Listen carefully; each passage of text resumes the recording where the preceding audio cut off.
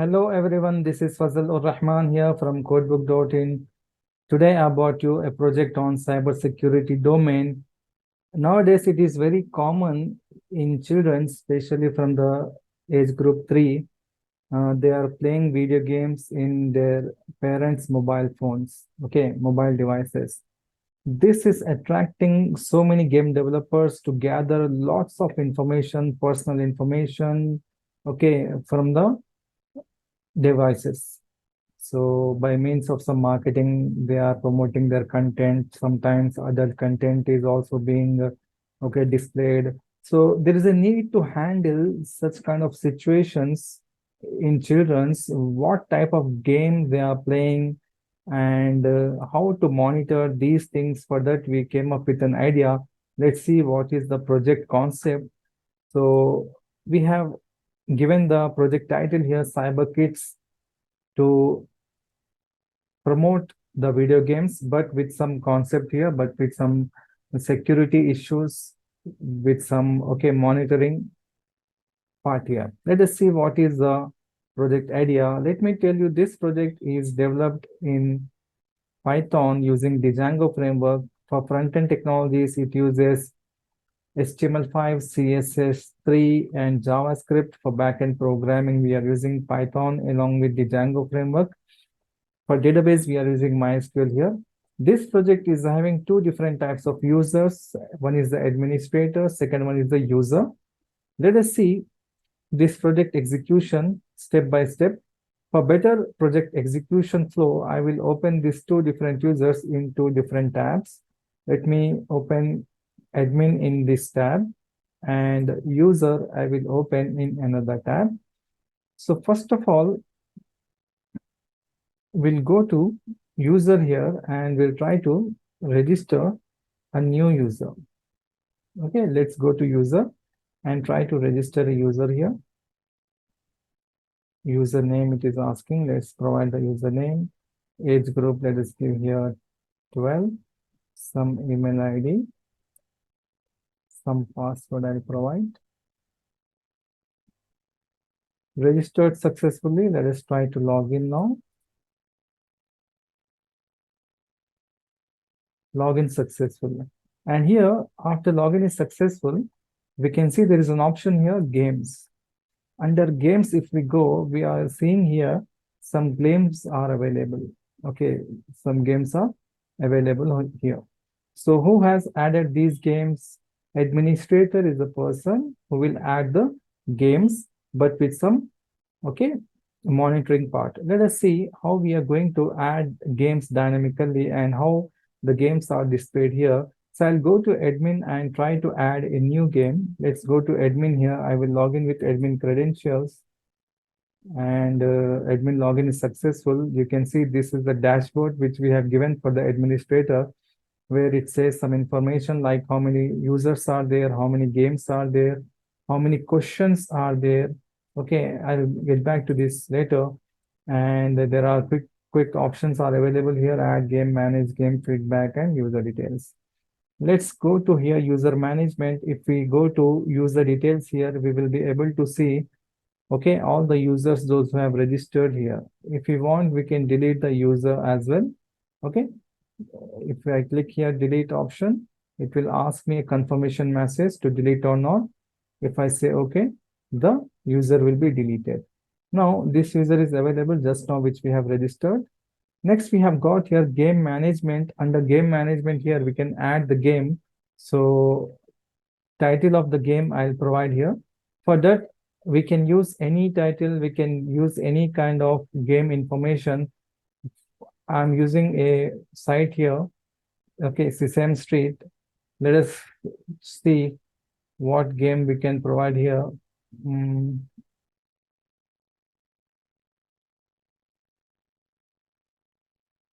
Okay, this Go Green is there. Let us use this. So in my project, I'll give here the title of the project. Okay, game type, adventure, platform, Windows operating system, image, game image we can upload here.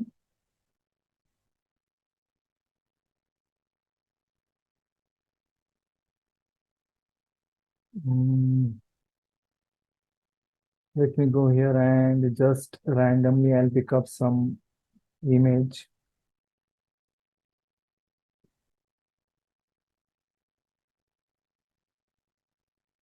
And the URL we need to provide here. For that, I'll go to this game site and I'll copy the link address, go green, paste it here. Game added successfully. If we go to manage games here, we can see the game is added here.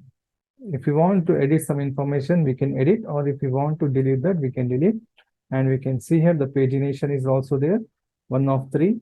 Each page is having 4 records. If we go to next, we'll have another 4 records. Next, okay, 4 records. Now, after that, we have got a questionnaire here, add questions to game. So the concept is nothing but here, whenever a child tries to play any kind of game, we are going to promote here cybersecurity. We are going to display here some sort of random cybersecurity awareness question. If the child gives the correct answer, then only the game will start, then only the child can play the game, otherwise not. So with this, what will happen is nothing but the cybersecurity awareness will be generated automatically, okay, in the children's. So this is the actual concept of the project. For that, let us have some question here, like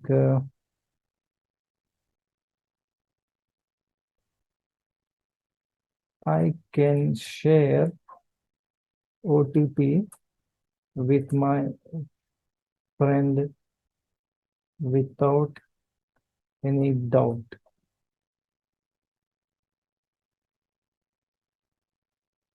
Like the question is, can I share OTP with my friend without any doubt? Let's say true. Let's say false. And we need to mark the correct answer here. If you want, you can provide all the 4 answers and mark which answer is correct. Can I share OTP with my friend without any doubt? Let's say yes and no here. So the correct answer is no. You can provide none here and all of the above. These are all the options which we have given, and the correct answer is this. Okay, for this question, this is the correct answer. Let's provide this, save it, and the question is added successfully. If you go to manage questions, we will see here the first one is available, the one which we have added. Okay, so now let's go to CyberKids user and let's come back to here games. And you can see here the game which we have added is coming. Game title is this, game type is adventure, game platform Windows operating system. If this particular child wants to play the game, he'll click on the play button, and you can see here a questionnaire will be asked to the kid. Answer the question to access the game. Who do you tell if you see something harmful online? So randomly the question will be asked here. It's not like a particular game will have some sort of particular questions. Randomly, how many questions are available in the database? It will ask a random question, and if the answer is correct, then only the game accessibility will be given, otherwise not. So let's try to check the questionnaire here. Who do you tell if you see something harmful online? Your parents, your teachers, a trusted adult, all the above. Okay, let's mark some answer and submit the questionnaire here. Access denied to play. So this kid cannot play the game because the answer has been given is wrong. Okay, now let's see another question here. Until and unless the kid has given the correct answer, the game will not be accessible. Which of the following is not a cyber crime? Okay, which of the following is not a cyber crime? Let's provide the answer and submit it. Now you can see the access granted, play now. The correct answer has been given. Now the game is Open. Now we can play the game. If I click on this play button, and I will be redirected to the particular game site. Game Go Green, the one which we have added. This is the game, Go Green game. Now the kid can play this game. You can see I'm able to access the game here. Street. Go green.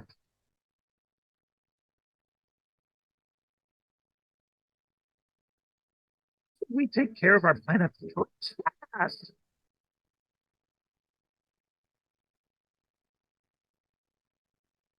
To help care for the planet, it is important to keep our neighborhoods clean. That is why we are going to blast all trash off into outer space. Here we go.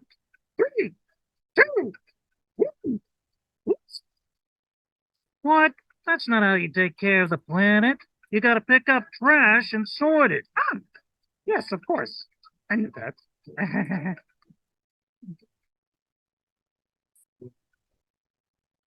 Let's suck up all the trash with my handy trash blaster.